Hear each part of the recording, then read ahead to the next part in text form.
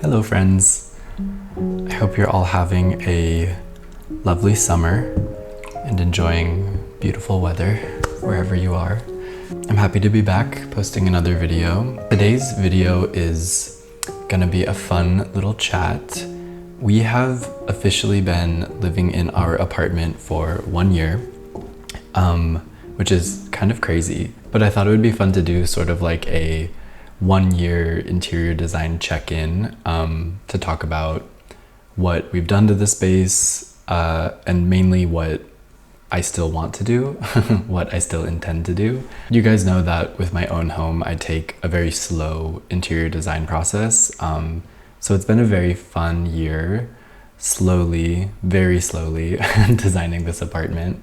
I think with every change and update that we make, the space feels more like us and more like home, which is nice. So I've put together a little Milanote board to walk you guys through our space and hopefully help us visualize together my ideas for future interior design projects. So here is the plan of our apartment. I'm so curious if this is surprising to any of you that have seen my videos. I know I've definitely had the experience where I meet a space through the internet and then I see the floor plan and it's completely different from what I had assumed. But yeah, this is the layout of our apartment. So starting off in the living room, this space has definitely received the most love and attention from me, in a sense. Almost everything in our apartment is either secondhand or DIY, with the exception of two major pieces, and that is our sofa from Hay and our rug from Nordic Knots. I would say they're really the foundation of our living room, which feels like the heart of our home, so they have a huge impact on the vibe of our space. As do the Roman shades, which we put in all 3 rooms here. Yeah, I think those are definitely the biggest, most impactful things we've brought into the apartment. But there are definitely a few things that really need to be buttoned up in the living room. And those are mainly the armchair moment on this side of the room and this corner with the table that I'm planning to build to conceal Maple's crate. Okay, let's talk about the chair first, specifically the upholstery fabric. So this has been quite the journey. If you remember when I first got this chair, I originally thought of going with a beige corduroy fabric. Hang on, I have all the fabrics right here. I got them ready. Here, this is the fabric that I was originally going to use. The lighting is not great in here, but it's just this really simple beige corduroy. But once we brought in this big piece of art, this large photograph, it was clear that it wasn't going to work. It just felt very, very beige on this side of the room. So in my last apartment update, I showed you guys this ticking fabric that I picked up at the fabric store. Again, the lighting is really not great right now, but it has this sort of bluish gray stripe on it, so it reads as way cooler than the corduroy, if you can see that. It's definitely a subtle difference, but I liked it way more. But I've been sitting with this draped over the chair for a little bit. You can see it in the photo here. And I realized that I think we need to go even further in that direction. The whole room was just feeling way too neutral to me, which is a really easy path for me to go down.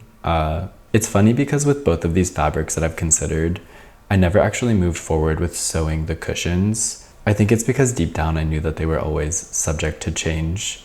Like I didn't feel 100% confident that they were the final fabric. But yes, after giving this striped ticking fabric a lot of thought, I actually put together this board of reference fabrics. I knew that I wanted something with a cool undertone that's relatively desaturated and light in value, mainly just so that it can work with the chair's arms, that really orange leather. And as I've told you guys before, I'm always most drawn to stripes or plaid or similar patterns in textiles, just because it feels like those patterns are really working in harmony with the weave of the fabric itself. It doesn't feel arbitrary at all. So I actually took this board to the fabric store with me this week, and I came home with this, which I love. It's like this really tight gingham pattern I realized after buying it that it's actually the same like dye lot as the striped ticking fabric I got, but because it's gingham, it reads as so much cooler. Actually, I love seeing this like progression of the 3 fabrics. You can really clearly see my thought process developing. But yeah, I really love this. I'm currently sewing the cushions, which is not something I did with the other 2 fabrics, and I'm excited to show you guys the chair once it's ready. I think that the pattern plays a really interesting dynamic with the arms of the chair, and also it makes the photo behind the chair read much more yellow and less beige, which I really love. Now I also recently got this glass side table, which I absolutely love. I think it's so cool. But it's clear to me, and I think probably clear to all of us, that this side of the room is lacking some substance and coziness. That aside, we desperately need a lamp on this end of the living room. It's quite dark in the evenings without a lamp here. So I think that that is the perfect opportunity to sort of balance out this vignette and make it feel more cozy. The chair and table are both so light and sharp and like skinny feeling. Do you know what I mean? So I'll definitely be looking for something tall and wide that ideally feels more grounded by reaching down to the floor. I really love the idea of seeing this lamp through that glass table. I also think a soft material like fabric or paper will be extremely important here. But that being said, I don't want anything that's too dark or too like brown beige, because I want this lamp to overlap with the photograph behind it. And if those are too similar in color, I think it'll look a little strange. So I'm definitely looking for something that's more white or cream than like beige or brown. It's been a while now that I've known this is the kind of lamp I'm looking for here, and it's proving much harder to find something secondhand than I expected. There are very few like chunky, glowy lamps out there that don't feel like dorm room cheap. So I'll keep you posted on how the hunt goes. And if you're in Copenhagen and you're selling something like this, send me a pic. Maybe I'll buy it. And speaking of lamps, I think our siesta chair on the other side of the living room certainly needs her own little floor lamp. Now this one I want to be conceptually entirely different, because the chair and the cork table here feel very strong and substantial already. I think this lamp for this vignette should be much more delicate. I feel like I've said this like a million times, and I bring it up with almost all of my consultation clients. I feel like a broken record, but I think it's really important to vary the types of lighting that you have in a room. And the easiest way to do this is to have a pretty healthy mix of lamps that give a sort of diffused, glowy quality of light, and lamps that actually direct and orient light in a specific way. I see it a lot where people will only have like soft, glowing lamps in a room, and it just sort of feels to me like you're in like a model solar system or something. Like there's all these glowing orbs and there's not really any light being directed onto a surface or an element. If you find yourself having gone down that path, consider swapping a couple lamps out for ones that you can point light onto something. It could be onto a piece of art or a plant, even just the wall. Having that difference in quality of light really enhances a space, I think. Now, those of you who follow me on Instagram might be looking at this board and thinking, wait a minute, Noah, you already got this lamp. And you're exactly right, I did.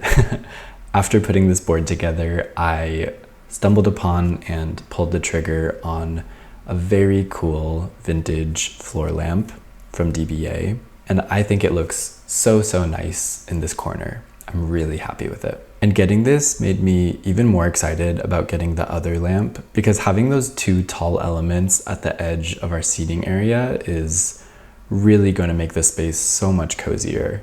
I'm super excited. I will say this lamp and the chair fabric are the only things on this Millinote board that I've already moved forward with. From here on out, it's only inspirations and reference photos, no more surprises. Now this brings me to the table that I'm building to hide Maple's ugly crate. I know that I want the general approach here to be very simple with clean lines, sort of pulling on like a Donald Judd or Rudolf Schindler language, like playing with wood planes. And I do want them to be wood.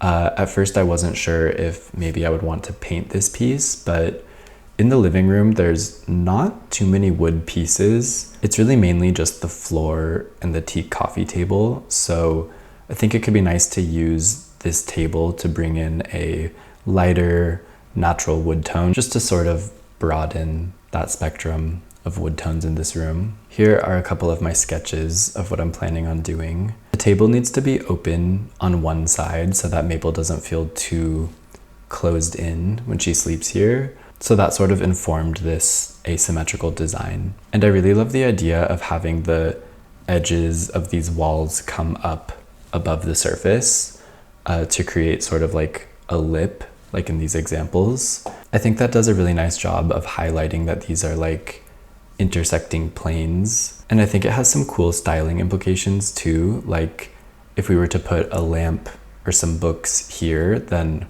they're sort of framed by these planes. I don't know. I think it's kind of cool. And of course, these sides here are intentionally placed to accommodate the hardware for the curtain that I want to incorporate. Remember, that's the whole reason I'm building this. I want to be able to hide this ugly crate when it's not in use. And this is to be determined, but I think I like the idea of just a neutral light colored fabric here, something that's not too heavy with a nice texture to it, but probably no loud pattern. I like the concept of this table just being on like the edge of the room and not being too visually loud, especially because we're probably going to style it with some cool stuff on it and have art above it. So I don't want this corner to get like way too busy. Now, before we move on to talking about the other rooms, I want to take a beat to tell you guys about the sponsor of today's video, Millinote, which, like I said, is this amazing tool that I'm currently using to show you guys my space. I know I've told you guys about Millinote in the past, but I really can't recommend it enough. It's an online software that's entirely free to use, which we love. What I especially love about Millinote is it's designed to sort of catch and organize all of your creative ideas, especially with interior design. So often when I'm working on a project, I'm browsing the internet, I'm on Pinterest or sourcing products from unique shops or sellers on places like First Dibs or Etsy. And when you stumble across the right inspiration or a specific piece that you don't want to lose, Millinote is there to not only save it in a tidy fashion, but also let you play with it visually. So if you come across the perfect image on Pinterest, it's super easy to just copy the photo from your browser and bring it into Millinote, and you have it right there with everything else that you've already saved. And if you want to actually save like a specific product for later, you can literally just copy the URL and paste it into Millinote, and it will save a photo of the product, the link, and even like a short description of the piece, which is honestly so cool and convenient. For a long time before using Millinote, I would have just like a Google Chrome window with dozens and dozens of tabs open so that I wouldn't lose any specific images or products. I'm sure some of you can resonate with that. It's definitely a very, very inconvenient way to function. Also, a lot of my clients will come to me with like a spreadsheet that's basically just a long list of products they're considering buying. And while that's definitely less lazy than just leaving a bunch of browser tabs open, I feel like it's equally inconvenient and just sort of clunky. Other softwares just aren't designed to gather creative ideas the way that Millinote is. It's so much more user-friendly, and once you have images together on a board, you can experiment with how different elements work together. Like when I was playing with these upholstery fabric inspirations that I showed you guys, it was super helpful to just overlay them right on top of an image of the actual chair I'm planning to upholster. And Milanote is super great for collaboration as well. If you want to share your board with a friend or a client or your team, whatever, it's extremely comfortable and easy to add notes right on your board. It's just so smooth to have one place where everybody can save their ideas together. You can even draw directly on the board like this. I love all these lamps so much. It feels so wrong to like cross them out so aggressively. And I obviously create floor plans and do all of my drafting in another software, an architectural program, but I've found that it's super helpful to be able to share plans and drawings with my clients via Milanote because they can note questions or comments right there on the plan. And Milanote has a great app as well, so you can access all your boards when you're out on the go. If you're in a shop or whatever and you need that visual reference, all your boards are always right there in your pocket. And if you're not really sure where to begin, Milanote has over 100 built-in templates to get you started. So whether you're working on an interior design project or another creative endeavor, I really think you should go give Milanote a try if you haven't already. Like I said, Milanote is available for free with no time limit. I'll put my link down in the description and you can use it to go sign up and get started on your next project. Now in the dining room / office, this room, our sort of flex space, I'll call it, I would say that this is the room that sort of stumped me the most and I had to put the most space planning energy into.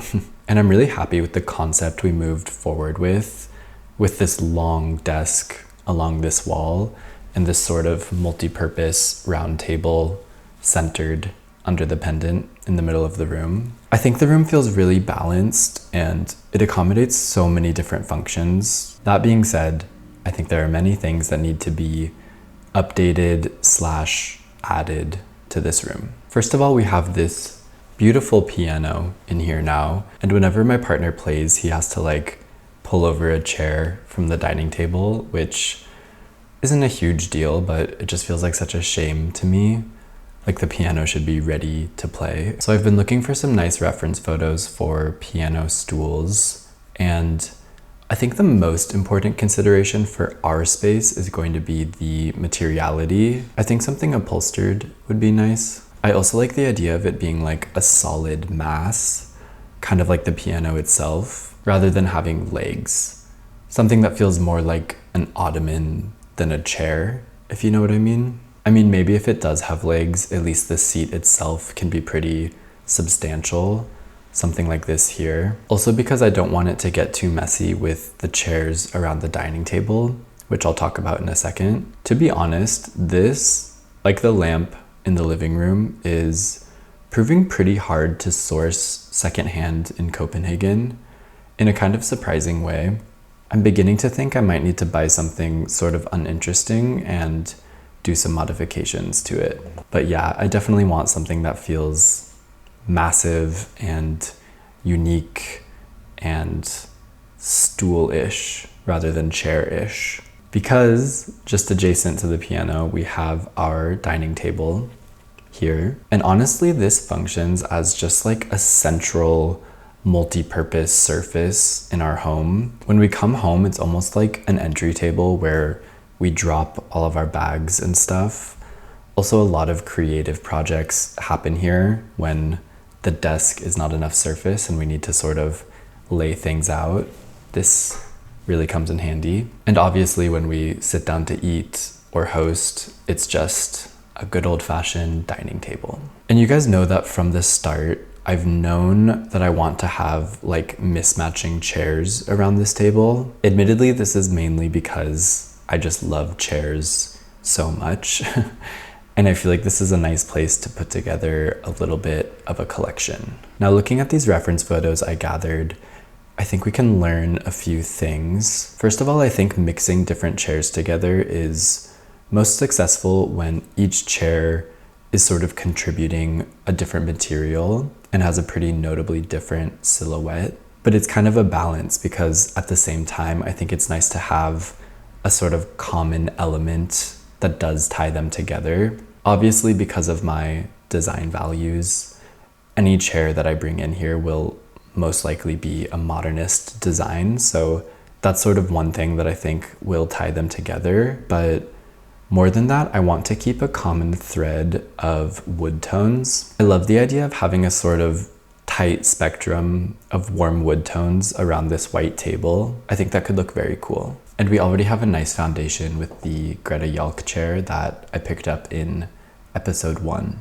I obviously always have an eye out for nice chairs that are being sold secondhand. Like any good design nerd, I check Facebook Marketplace every morning.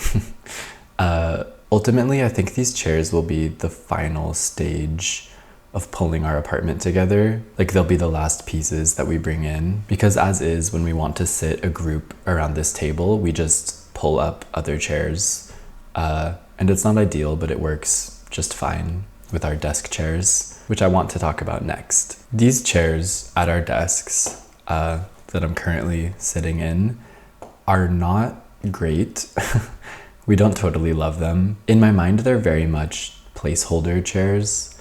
That's why I haven't spoken about them in any of my videos. What I want to bring in here is something that's slightly ergonomic without being like a massive, over-dominating ergonomic chair. I think that runs the risk of killing the vibe in this room and taking it from like a flex office / dining space to just an office. I think anyone that works from home, even part-time, kind of struggles with this. A lot of you guys in my consultations ask about this. Like, what is a good chair to have at your desk in your living room or bedroom that's not like a full-on office chair? And personally, I think the happy medium is to search for a conference chair rather than an office chair. Some people need like an extremely ergonomic seat with a headrest and everything. These designs are not that, but they're not horrible to sit in all day either. Because you know what they say, sitting is the new smoking. It's a quiet killer. At least that's what they would always say back in interior architecture school. Have you guys heard that phrase? Sitting is the new smoking?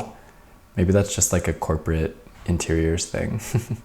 But anyway, for this space, I'm pretty certain that a soft, neutral upholstery fabric will work best. I'm certain that these shouldn't be brown because with the piano and the soon-to-be dining chairs, I'm anticipating a lot of wood tones going on, and I don't really want the desk chairs to get mixed up in that. But yeah, I'm thinking I might need to buy these new. It's really hard to find a nice pair of conference chairs secondhand. One is super easy. I see cool conference chairs all the time, but two that match are apparently impossible. Okay, so our kitchen is sort of an interesting place right now because we actually had a bit of an issue with a leak from our dishwasher in there. So there's a chance we're going to be getting new cabinetry and new flooring in there. You guys know we don't own this apartment, we're renters, so my landlords are dealing with that with their insurance and everything. I'm just here to offer my 2 cents on new materials if they want it. But regardless of what happens with the kitchen itself, what I'm certainly thinking about in there is the window treatments. You guys know we put the same Roman shades in all of the rooms except for the kitchen. And from the start, that was because I felt like it would be cool to do something more interesting in here. This is an inspiration board I put together. I've been feeling really inspired by some unique types of curtains. This window looks out on our back courtyard and gets really nice morning light. So there aren't huge privacy or lighting concerns like in the rest of our rooms. I still don't know if I'm going to make something here or order something from a cool Etsy seller, but this window definitely has my creative juices flowing. I want something very unique, very casual, with a lot of visual interest. I want to really play with color and texture in daylight here. I wrote, manipulate the morning light. That's exactly the motivation. Okay, and let's move on to the bedroom where our closet situation has been looming over my head for the entire year that we've lived here. As you guys know, this very old IKEA closet was here when we moved in, which had these absolutely hideous sliding doors on them. And our landlords told us we can get rid of it or really do whatever we like with it. So we got rid of the doors and instead I put up these curtains that we already had. And I'm still planning to buy nicer track curtains to conceal this closet. But as time has gone on, I've realized that the real issue with this closet was not the ugly doors, but actually the interior configuration. It has a huge amount of shelves and not that many drawers, which you guys know I don't love shelving in cabinetry, especially a closet is 60 centimeters deep, so it's super inconvenient to get to like the back of a shelf. It really bothers me and it's just really tough to keep it organized. I also don't understand why they didn't make use of this space here where we have a chair. The closet is 3 meters and this wall is almost exactly 4 meters, so to me it just feels like such a shame to not continue this closet along the whole wall. We could definitely use the extra storage space. And there's a really nice advantage in that, the fact that we could just run the curtains the length of that entire wall, just in a straight line. I think that would be really nice for the vibes of the space. I've also gone through periods where I felt really motivated to move the closet to this opposite wall, basically mirroring the entire space so that the foot of our bed would be pointed toward the entrance. But at the end of the day, a 3-meter closet is just proving to be not big enough for us. I'm thinking that a bigger closet needs to take priority over spatial vibes here. And there are other ways to sort of deal with the fact that the entrance to the room is on the same wall as the headboard. So I'm planning to just get a new closet from IKEA, one that's 4 meters and spans the whole wall. At the end of the day, the PAX closet system is really pretty nice and super affordable. Remember that we are renters, so I'm not interested in investing too much money into built-ins here. This is the configuration I've come up with. There are so many drawers, as you can see, which I think is nice. It looks pretty clean, and realistically, we leave the curtains in front of our closet open kind of a lot. So I think having drawers run the length of the wall will really help it just feel more neat and tidy. And I'm actually thinking we might sneak in a little TV here. I personally think it's really fun to have the option to watch TV in bed. Yeah, I think this will definitely be my next purchase for our place, just because it's really going to improve the way we live and organize all of our clothes. So maybe I should just order it right now on video. Should I do it? No, let's give it a second. But I'm really looking forward to having like wall-to-wall, floor-to-ceiling curtains here. I think that's gonna feel really nice. Okay, there's a few other things I could talk about, but I want to save them for future videos, so I can't spill all of my ideas in one video. But I hope this was fun. It's nice for me to sort of share my thought process with you guys in this way.